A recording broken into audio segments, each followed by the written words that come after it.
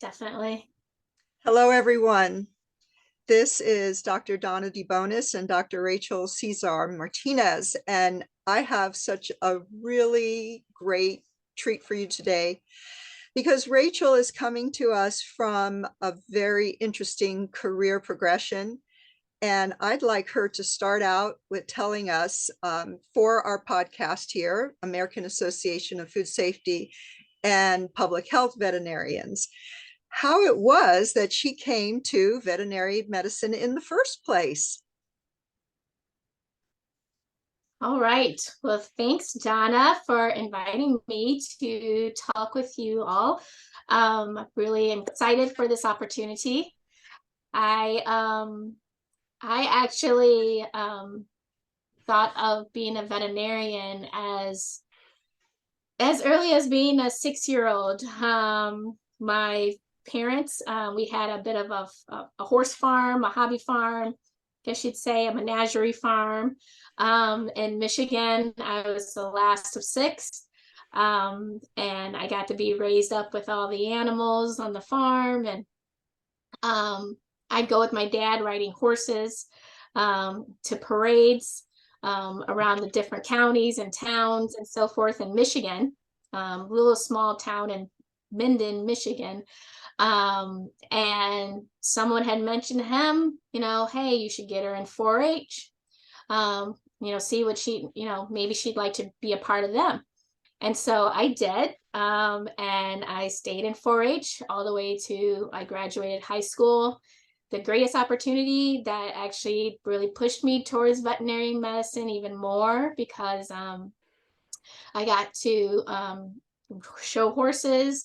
I got to be a part of livestock judging, meat judging, went to nationals for meat judging as one of the girls with the boys doing meat judging. And it was a really great opportunity to be able to do that. And that was kind of my beginning of veterinary medicine, because then I got to learn about Michigan State. And that's where I fortunately was able to go to school after high school and then start my journey in veterinary school at Michigan State. So you went to Michigan State for your pre-vet as well? Yes, I did. I did both there. Yep. Yeah, I know about Michigan State because I did my master's in food safety there a few years ago, since I obviously didn't think I had enough degrees and needed a master's. No, seriously, they had that apparently a very strong dual DVM and master's program there, and the master's was online, so I could take that part. Obviously, having gotten my degree in veterinary medicine eons prior to this. So here you were right there at Michigan State University, which I loved it, even though it was all online. It so much camaraderie amongst the students. Very nice. Yeah, very great. I love Michigan State, and I think one of the big reasons why too that program started that you're speaking of is because Dr. Lonnie King was the dean there at the time that I was in vet school. And I got to know him pretty well, and that's how I kind of got to know more about public health and government regulatory medicine and so forth. So he really was a huge proponent on pushing us through and making sure we get into government medicine. Did you do a dual degree at that time when you were in vet school? No, I did not. I actually ended up getting a trial by fire training because and that's kind of how I got to know the people that was part of that dual degree, or the professors and the ones that are involved with it, and the state and the USDA, because I fortunately, like I mentioned, I'm the last of 6 kids. I was the only one that went to college or thought about going to college. And so doing that kind of thing and going to school for 8 years was not the norm for my family. They thought was out of whack with me. So I in the middle of me in vet school, my parents ended up moving back to Louisiana. That's where they're traditionally from. And so pretty much they had said, they cut me off. They said, if you want to keep doing this school thing, you're on your own. So Mhm. fortunately, I had the opportunity to start working for the state animal health division as a student assistant. And that really opened up my eyes to public health and regulatory medicine, and really got to meet, Dr. King and many others that were involved with public health. So in So other it was words, really that more of like, did that go ahead. opportunity come before you while you were in vet school? Yep, while I was in, Wow, that is amazing. I had no idea that you were yeah, exposed to regulatory medicine so early, and public health as well. That's exceptional. And so that was your chance to really understand how the program worked and what that was all about. Mhm. yeah, it was good, and it really helped me, see all the different venues and avenues that we have for veterinary medicine.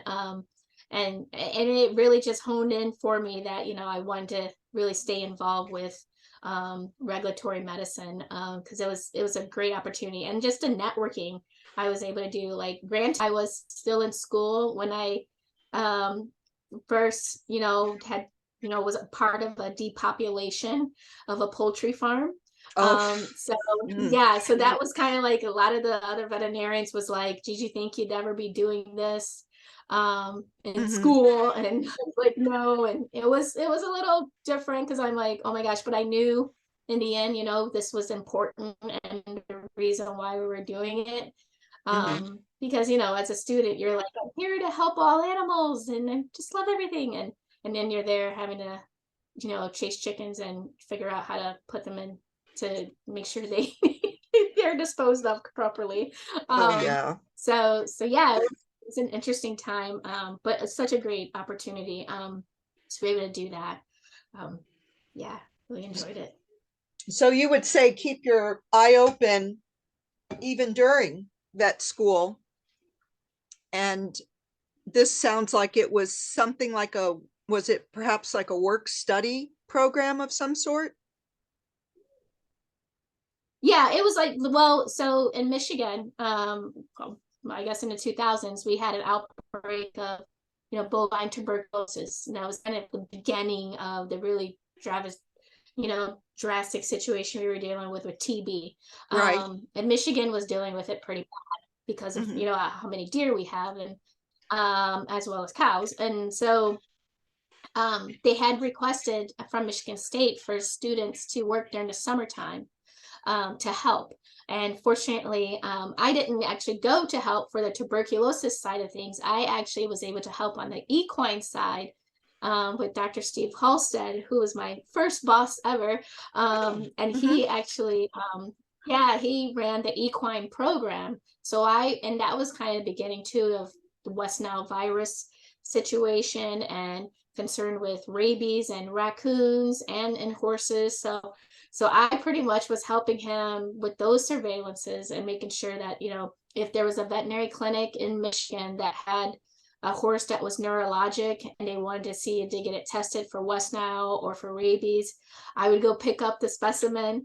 Or even if raccoons were, found dead in the city, like in Detroit or something, I'd go pick them up and make sure we could sample them for rabies and so forth. So yeah, I got to really get exposed directly into it, and be really involved with it, and I stayed with them. I After a student, I was like, man, this is amazing, exciting, I love doing this. They really, I kept going back there every summer. I even tried staying there after vet school, but they were like, no, you need to hone in your clinical skills. And mhm.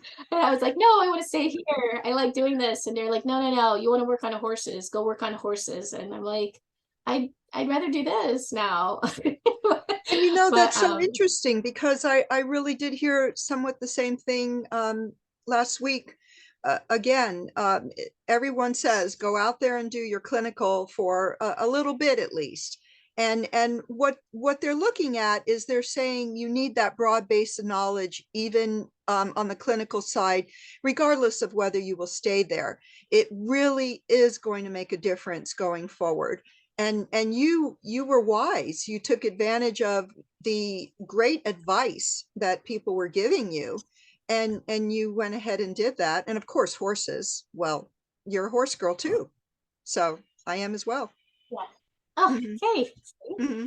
Um, yeah, I was really grateful that I got the opportunity because I was a little concerned about, going directly out there and working on horses because I just was worried about, the clients and so forth. So I fortunately got the opportunity to go work in Lexington, Kentucky, for a fellowship Oh my at Hyder goodness. Davidson.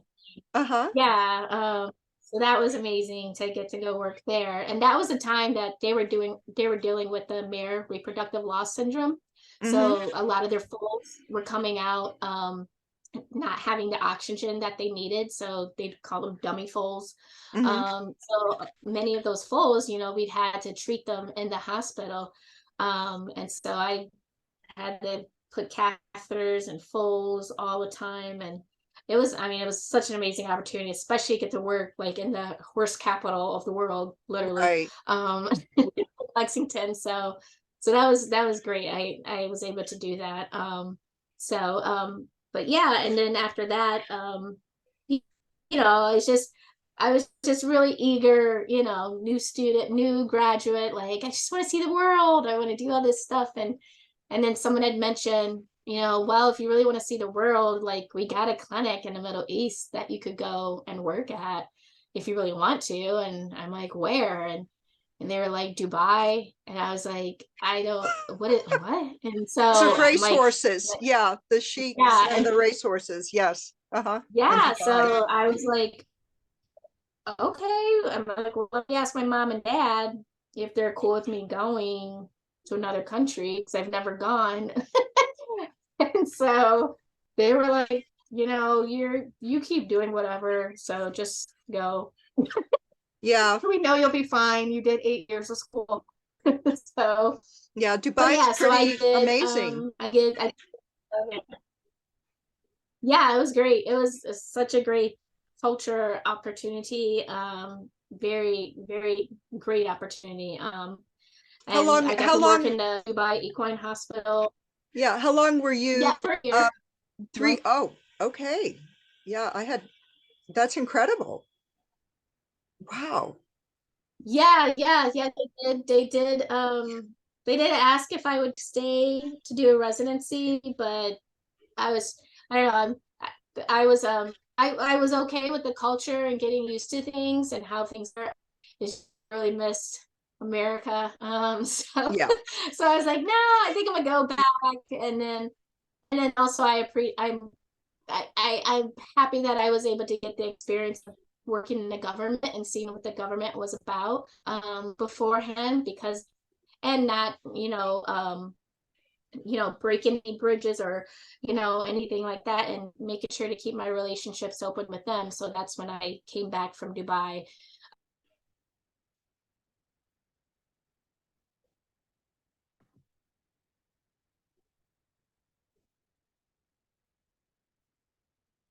You? Okay. Yes, go ahead. Yeah, you Do you just want me dropped for just a second. No problem. Go ahead. So we got you right when you had completed your tour, and I'm going to say tour because I was in the military, a tour of the Middle East, the tour of Dubai. I I imagine you got to see some pretty sights anyway. I hope so because it's pretty incredible out there. oh yeah, And at that point, you'd been out of school for how long? gosh, probably only 2 years. Okay. Yeah, it was just 2 years or so, 2 or 3 years. Yeah, because I ended up coming to the USDA in 2004, and I came back to Michigan because I still had family in Michigan. Hmm. And I knew of the area there too. And so I started working in the field with helping the chronic wasting disease surveillance program. Fortunately, I also got to help out with the wild horse and burro program with the USDA and the Bureau of Land Management. So let me take a moment to let folks know. I believe you, when you say you came back and went to USDA, that was APHIS program, correct? Yes, that was, yeah, USDA Animal Plant Health Inspection Services. Yep. Great, yep. thank you. And I think it's important to note here that that your ability to get into APHIS, which is something that many veterinarians want to do when they get into government work, really, to me, sounds like it was a far more advantageous to do that by going directly out of school and aiming for it right from the get-go, pretty much. Yeah, yeah. Well, yeah, no, definitely. It's good. I think it's always important to start your networking and starting to connect with individuals in different areas that you may be interested in while you're in school, and then also when you're out of school. That's why I think veterinary organizations and being involved with them is so important, because networking and getting to know the different people in different areas is such important, and really can develop your career even further.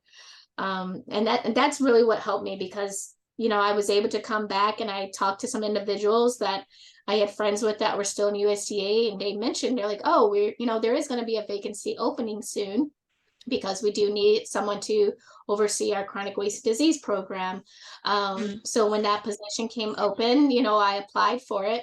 And also too, what's important is to make sure you have mentors and those that you can talk to about applying for these positions, because applying for a government position is not just the same as applying for a private corporate clinical position or corporate. Yeah.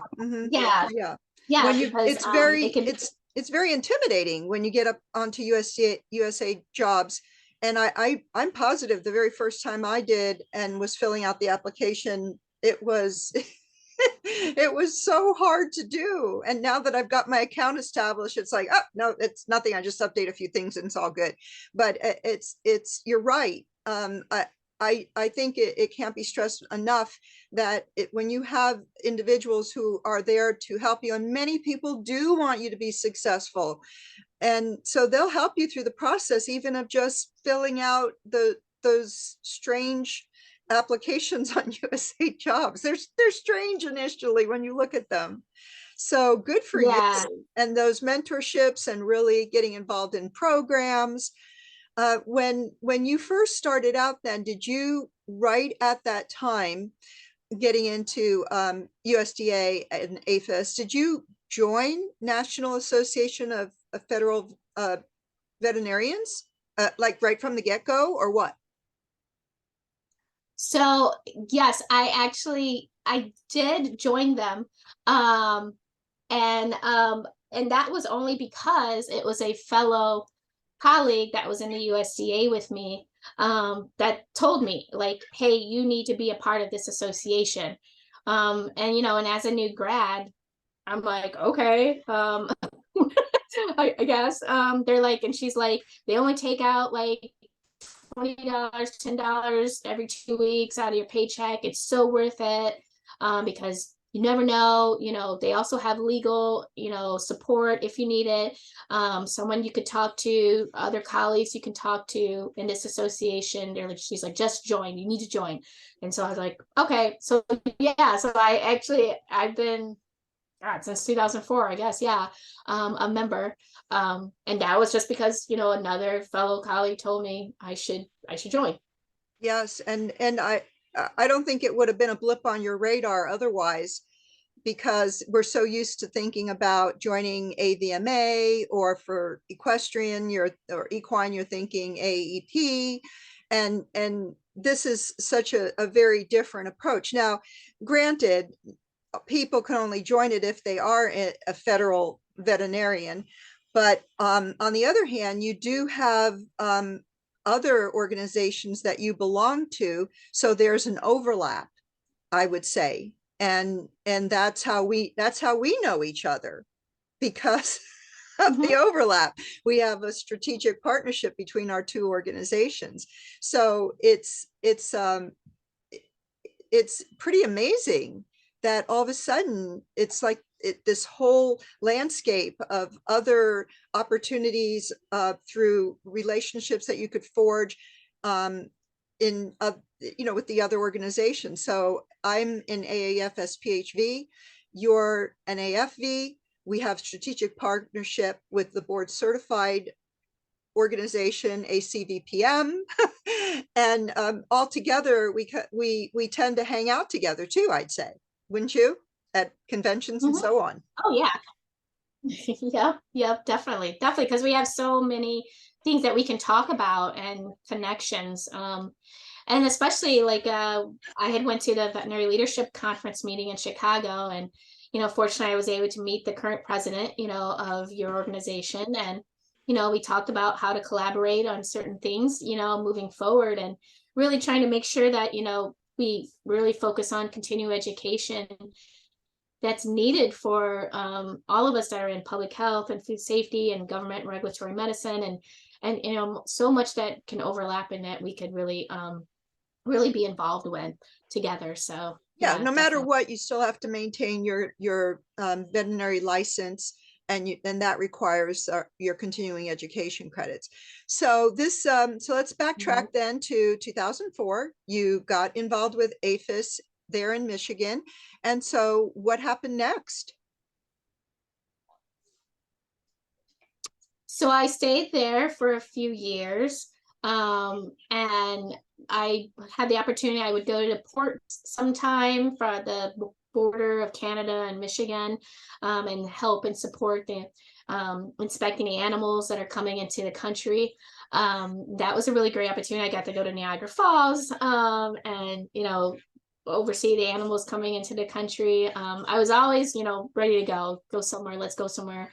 Um, and then it was just me and my dog, for the most part. And so someone started telling me about this, well, our headquarters is Washington DC, and I was just like, wow, that'd be cool to be over there and live over there.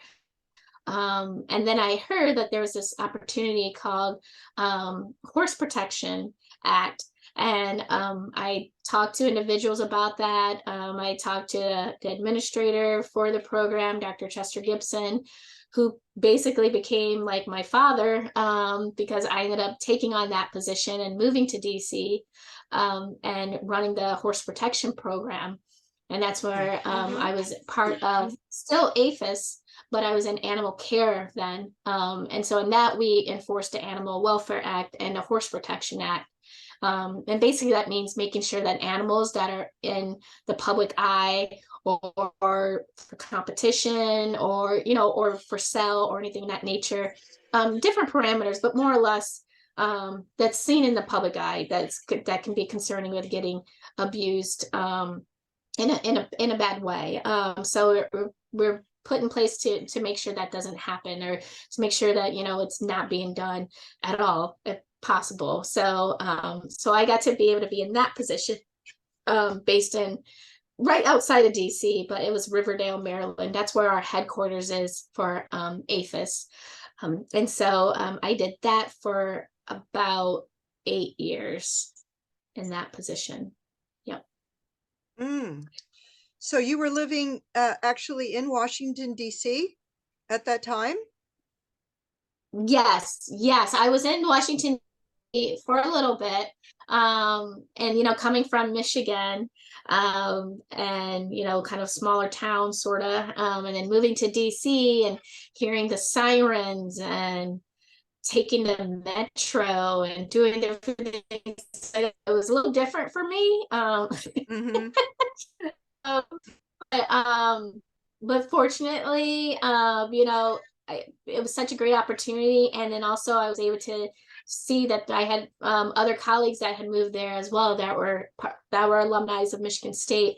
And so I was able to move to Southern Maryland, which is about maybe an hour from DC, and was able to start a farm there later on, but however, be able to be more in a small town area where I enjoyed living. So, and having a Walmart and Target. close by. Oh, I know. Yeah, my friends who worked in Washington, D.C. did live in Maryland, so they said that it was certainly worth the commute. And I was wondering, knowing that you're a person who also loves living in a rural place like I do, how that how living in the city was. It can be so, yeah, it can be so stressful. But then you found your way back to the countryside and still got to be in your position. So 8 years there, and what was happening on the regulatory side in terms of you being in any other organizations at that time besides NAFV? Do you recall? And AVMA, I assume, because you said you were in the leadership convention. That happens in January. Well, yeah, and actually, I did constantly stay, as a member of NAFE, and I would, help as being a coordinator, as well for the NAFE for APHIS, if there was like a regional meeting or something to get chapters together and stuff. So I would help a little bit with that. However, I was still really interested in getting more involved in organizational veterinary medicine. And so I fortunately got the opportunity to be part of Vivaldi, the beginning of that, when that was Women's Veterinary Leadership Development Initiative.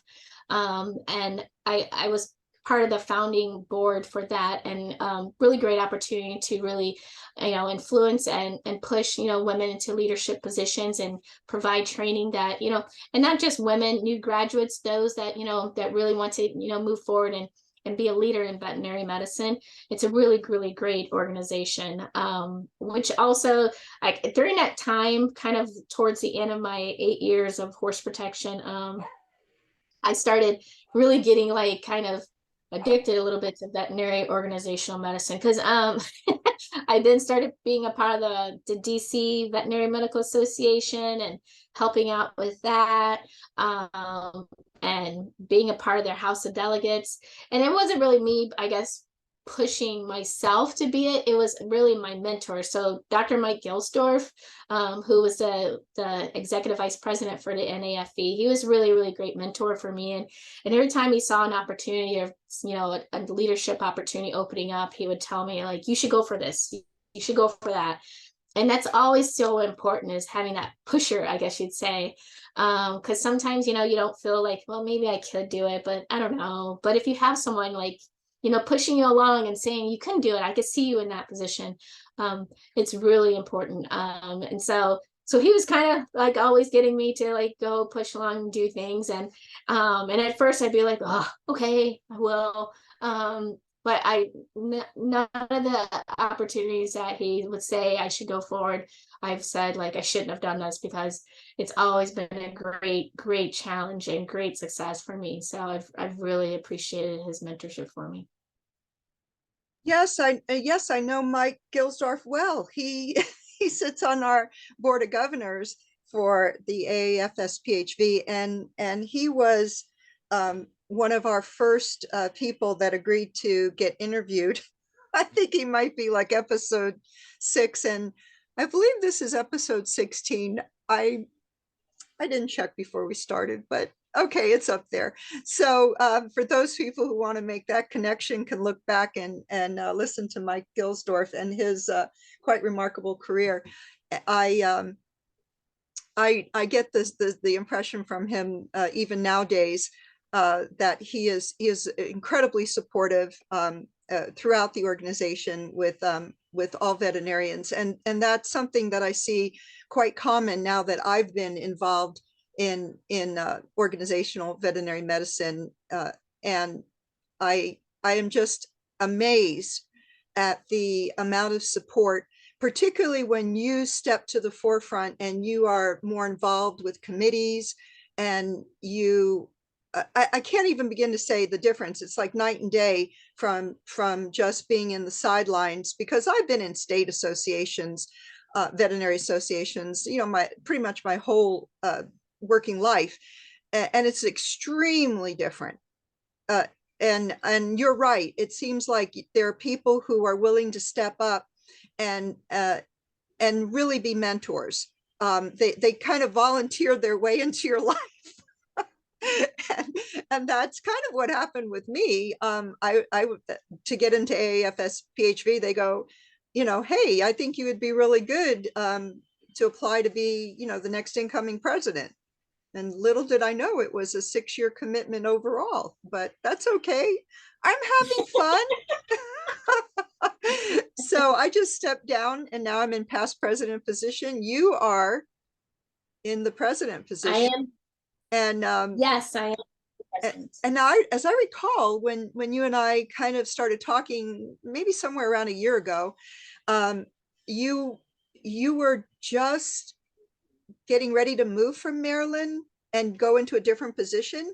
Is that about right? So am I taking you like forward from those, 10 years or so that you were working in Washington, D.C., and then what happened after that? Because the horse protection was coming to an end, you said. So what happened then?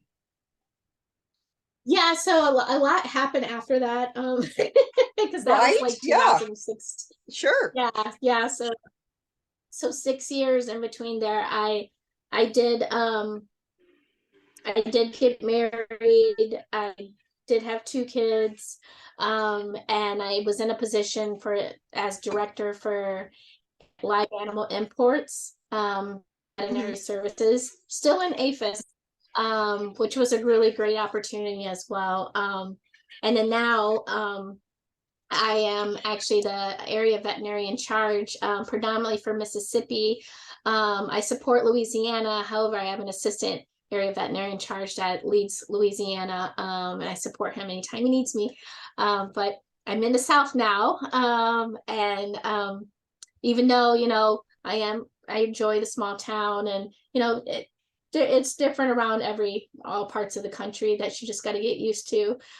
So yeah, but I'm down here now because my parents they were generally, I'd always say that they were my first children, because everyone would, ask me, like, when I tell them I'm a veterinarian, um, they'd ask, do you have kids? And I'm like, well, no. And they're like, oh, well, someday. And I'm like, okay, but I'm a doctor, so you're happy. And so I started telling people when, that I'm a veterinarian, and then they ask if I have kids. So I'd say, yeah, I do. They're like, like 70 and 75. And they're like, what? And I'm like, yeah, they're pretty older kids. They're quite expensive too. They like to go on cruises, get big flat screen TVs now, the newest phones, just, yeah, they're a lot. So yeah, so now Well, that's what back happens when to you're the young youngest kid. kids. You're stuck with it all. Yeah, it happens. Yeah, well, yeah, and that's where it's like, because I remember driving my mom one day, and I was like, Mom, don't you think I should have kids? Like, and she's like, why? Like, no, you don't need any kids. I got no kids. She had And I'm all her like, grandchildren already. okay. She was good. And yeah, so that's what Dad was like, who'll get our phones then? And I'm like, oh my gosh. I was like, you guys are my children. So yeah, so when I did get pregnant and stuff, they're like, what's gonna happen to us? And I'm like, we're gonna be fine, okay? You're still my first kids. We're gonna be okay. I'll always love So you. now, yes. So now I'm closer. We live 20 minutes away from them, every Oh, day. mhm, Yeah, they're like, you're coming over. And fortunately, my 2 kids are the last of their grandkids. mhm. Um, so they're getting to, grow up with each other, and it's pretty interesting. It's like raising teenagers and toddlers.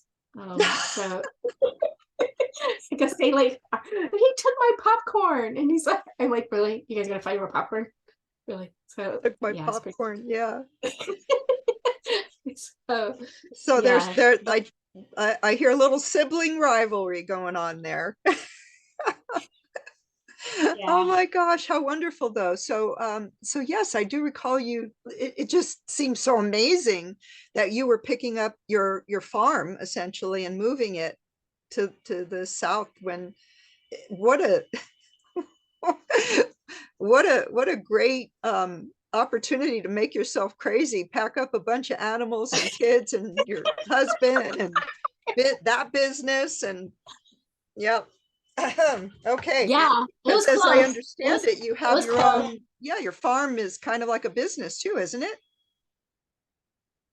Well, it was when we were there. Like I tried to, because I really do, I love being a veterinarian. I love, telling people about animals. And so like when I was in DC, we would try to do day camps and different things for people to come out to learn about animals. And and not just children, but their parents too, because a lot of people, we had a miniature horse, and a Yeah. thoroughbred, and they were like, so what happened to that one? Like he didn't grow, or is he a baby? And I'm like, no, that's a full grown horse. And they're like, oh, what happened? Why did he not? And I'm in such drama. And I'm like, well, you just know how people, certain sizes, same thing with horses, different sized horses. But yeah, no, I'm hoping down here we can get to do the same thing. We're just starting back up now, and of course, instead of the snow, like it is in the north, it rains, Yeah. a lot, and yeah, and it's a little different with the rain because the rain is like when it snows, it stops and you can walk on top of the snow, but in the rain, you can't really even walk out there because you'll sink. Yeah. The mud. And Oh you yeah. might the rain might take you, so you're just like for going back in the house. Hmm. So So yeah, but how many we're horses getting and livestock did you end up moving when you moved last year? oh gosh. Probably, I mean, we had uh like maybe 10 to 12 sheep. It was kind of like a Noah's Ark move, Hmm. except it wasn't a boat. Because it was like it's two pigs, two horses, and two goats. I think like 10 sheep, Hmm. and then like 15 chicken, two turkeys, two ducks, so two dogs. Yeah, that was Gosh, our. you know what, But my Rachel? husband tried. Yeah,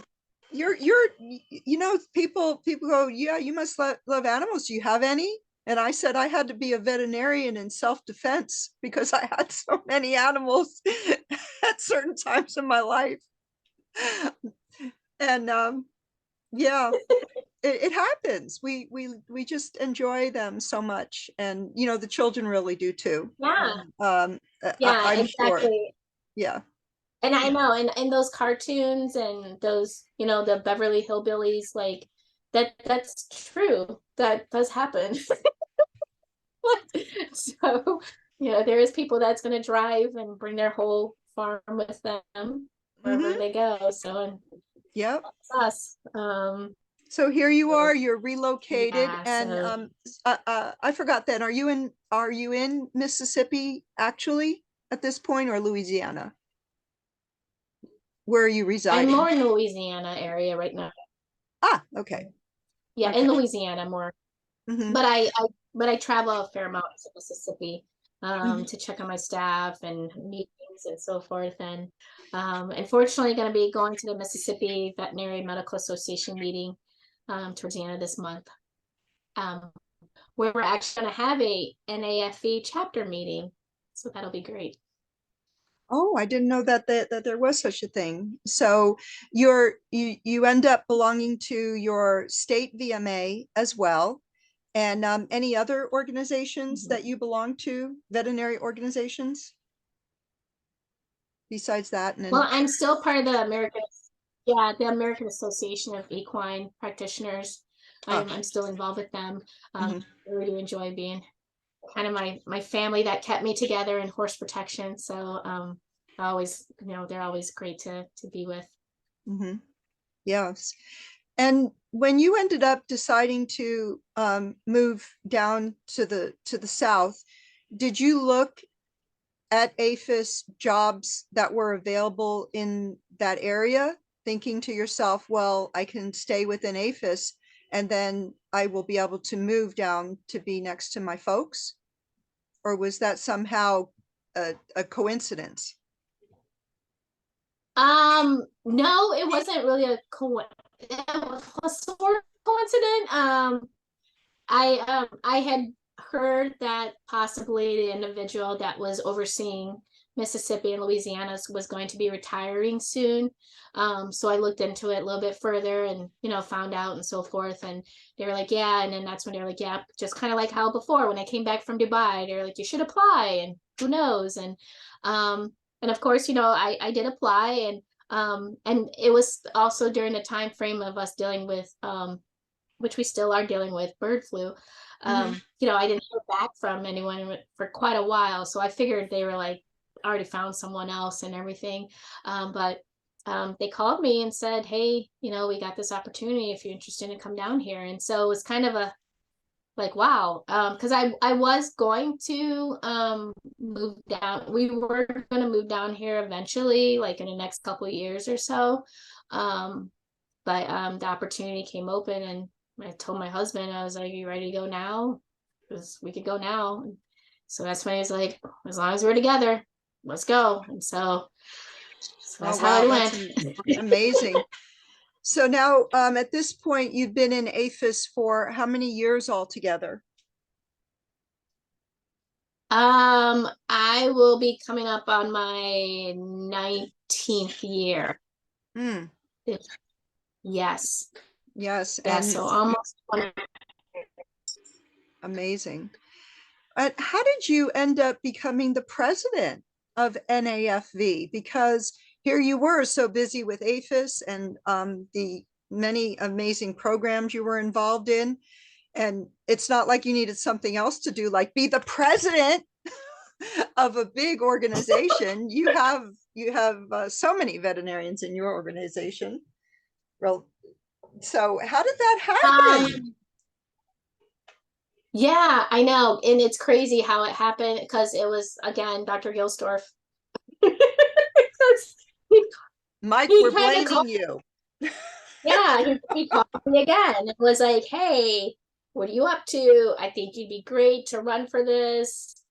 And I was like, I really, gosh, do not have the time. And I got so much I just took off my plate. And he's like, yeah, I know, but well, maybe this other person will win, but just it's just fair competition anyhow. And we'll see, but even if you do get it, you'll be okay. And I'm like, all right. So yes, it was Yes. because of Mhm. push. What, tell me about your term. Is it sort of the same? Ours is 2 years of being the president-elect, and that's kind of like a training ground, and it's 2 years being president. I mean, is it somewhat similar? Because I kind of feel like you were standing on deck there for a while, as we say in the horse show world. You were on deck, and I saw you coming in, and I just don't recall exactly how long that took. Yep, it was for 2 years that I was on deck, and then I'll be the president for 2 years. Mm-hmm. Yep. And then So it's like a 4 year term. yeah, 4 years of commitment, and then they do want some kind of continuity and stick around, be the past president. It's about continuity and support. So I'm just Yeah, so I'm so delighted that you were able to come in on that position. I feel that the younger veterinarians taking leadership roles in these organizations are going to make the organizations themselves more relevant. And that was a lot of the reason why I tried very hard to find someone who was ideally at least one generation younger than me to come in and take over. And Dr. Angela Demery has been just incredible. She is amazing, and so she's our new president. And that's what you were just mentioned, that you had gotten the opportunity to meet up with her recently, and then again just continue to forge these collaborations. So what do you see going forward with APHIS now as the area regional? Is that what you're saying? You're the area director, region director? um, the area veterinarian charge for Mm, Mississippi. Mhm. and supporting Louisiana. So yeah, so basically what I'm doing is supporting the states and making sure that they have the funding that they need, they have the resources that they need, to make sure that their agriculture, their animals are sustaining appropriately, especially their livestock, their markets, making sure they have the identification system that they need in place, and making sure, they have the veterinarians accredited and trained appropriately.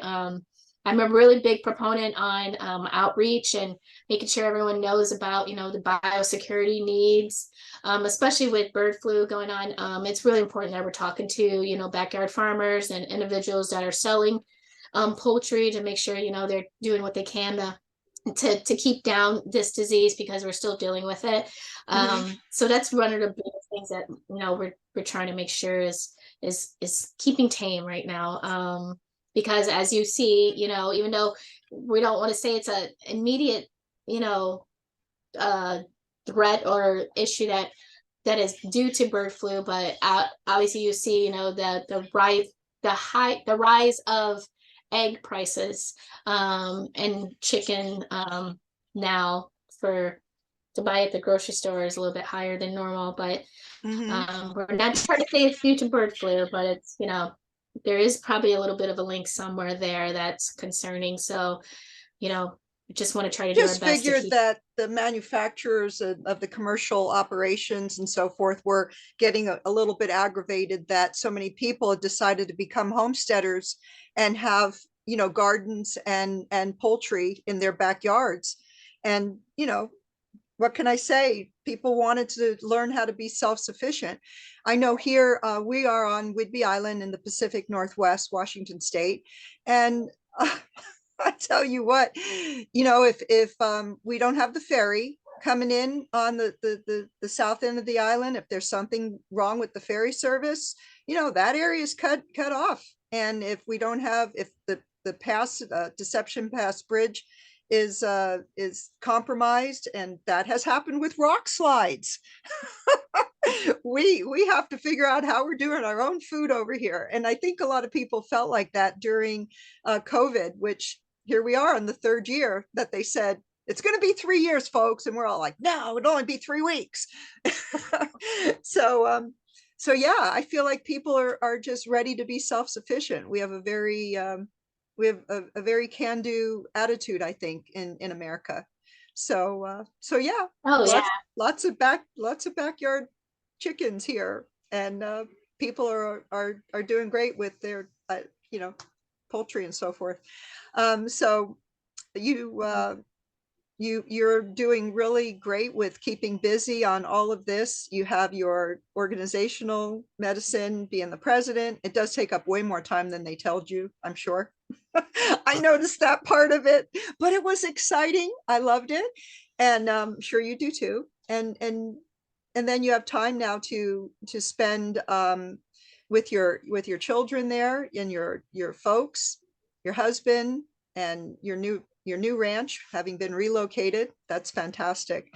Do you, in looking back, as we come up to the end here, in looking back on these 19-20 years since you graduated and had such a amazing career already, what kind of I don't know, what kind of advice do you feel that you would offer for folks who want to get into veterinary medicine, or perhaps even make a career change?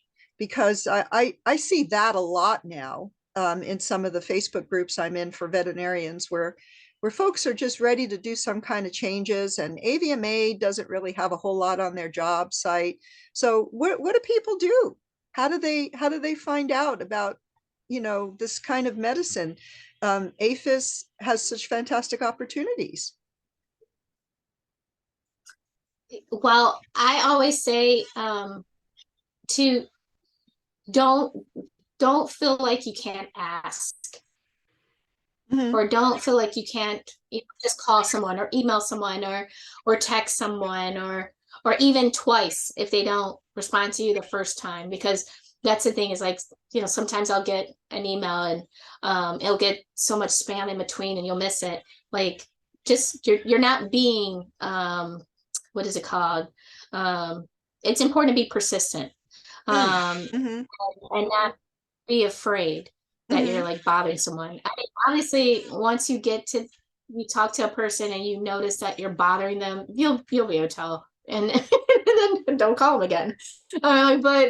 But generally, I think it's just don't be afraid to ask and ask, what do I do? What do you do? And how can I get to that point? Or and realize there is so many different opportunities in veterinary medicine. I mean, I was a professor, adjunct professor at a community college while I was in Southern Maryland. That's kind of how I started with doing like teaching the people about animals at our farm. Um, it was kind of that was a kind of a fluke thing because we were in the middle of furlough, and I was kind of bored. And so it was like, you ever thought about teaching? And I was like, I love teaching. I love talking to kids about animals and things. And they're like, you should go see if the community college needs a biology teacher. And Mm-hmm. I started doing it. Yeah, good point. I did do a little bit of teaching at community college off and on through the years, and you're right, it was incredible. So that's a good idea. And then you yourself, Oh, yeah. would you be available perhaps where people could reach out to you, maybe like on LinkedIn, something like that, or for maybe Yes. a little bit of guidance? Mm-hmm. Oh yes, definitely, definitely. Feel free to, but like I said, if I don't respond back to you the first time, try again.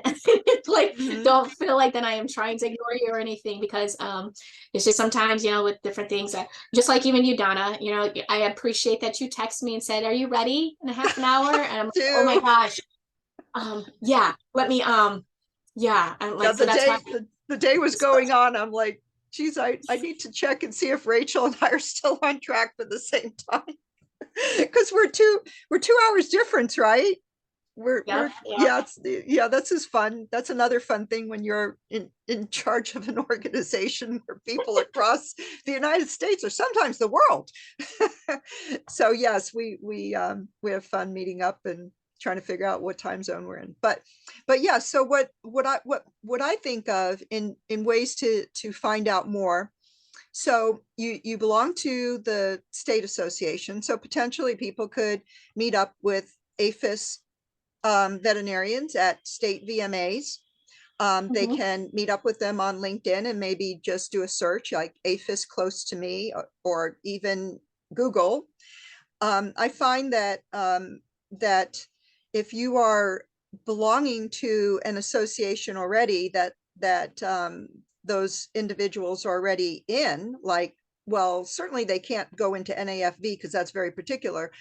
But in our case with AAFSPHV, we do have that crossover with federal veterinarians working in our association too. And we do welcome clinical veterinarians as well, because we consider clinical medicine to be public health, right? It Mhm. it pretty much is touted that way in the United States Army Veterinary Corps. We are called preventive medicine officers for that very reason. We are we're part of the public health activities in the Army. And so, yes, you are welcome to join us that way. And here you could meet so many veterinarians who are in these incredible jobs. And and I thank you for being willing to talk to me here today and take me through these very interesting types of projects that I had no idea APHIS did. Now I'm looking at it all thinking I wanted to do that. So yeah, I'm sitting here like, oh, am I too old to apply? I'm just I'm very kind of ramped up about all the really cool stuff APHIS does that I did not know was happening. So thank you for going through in detail and answering all of my strange questions as they pop up along the way. And for you being so welcoming to other veterinarians, or people who are interested in being veterinarians, and they're thinking, is this a career for me? Maybe I don't necessarily want to, do clinical medicine. What else is there? And there's a great need, isn't there, in the USDA? So much. Yes. Very Uh-huh. much needed. And I think that too is you have to realize, especially when we were dealing with coronavirus, we were actually out there vaccinating people. And so it was veterinarians that was helping do that. And we were asked too, if we needed to, we were going to have to vaccinate for monkeypox too. And so there's just so much that we do as veterinarians that you just realize, it's that's why I always tell kids, I was like, if you could be a veterinarian and you could be an astronaut as well if you wanted to. So, but there's just so many things that we are asked to do. Like even like you were mentioning, being a preventative veterinary doctor in the army, in the military, any of those things that you're like, wait, I may do what? It's like, but this is for people. You're like, well, but you know all the different parts of the animal, you know the parts of the person too. So it's just so important to realize what you can really do in this field. So I've never, like, any time if anyone ever said to me that, would you have picked a different career? Never, ever. I picked the right, and Oh, so I think that what a good way to put it too. And everything that you look at, it is a matter of service. Veterinary medicine very much is so. And it is particularly also in government work, far more financially secure than other venues to work. And so again, if you're at that point in your life where you think you need to have a change and you want more financial security, it may look perhaps a little low in some ways on a regular salary, but on the other hand, the benefits and the entitlements that you get are just really fantastic, and they make up for it. So that said, I guess we'll sign off. And if you don't mind, I will put your contact info and a short bio in the show notes for this episode on our YouTube channel. And I will copy over the audio from this onto our podcast channel. And I will offer those links to you to share amongst your organization members. And likewise, we'll do that here. So it's been really fantastic, Rachel. I thank you again so much. I love this time getting to know the different veterinarians who come on. So tell your cohorts to come in and volunteer to be interviewed by me too. And you guys have a great weekend. Thanks again. You too. All right, take Bye. care.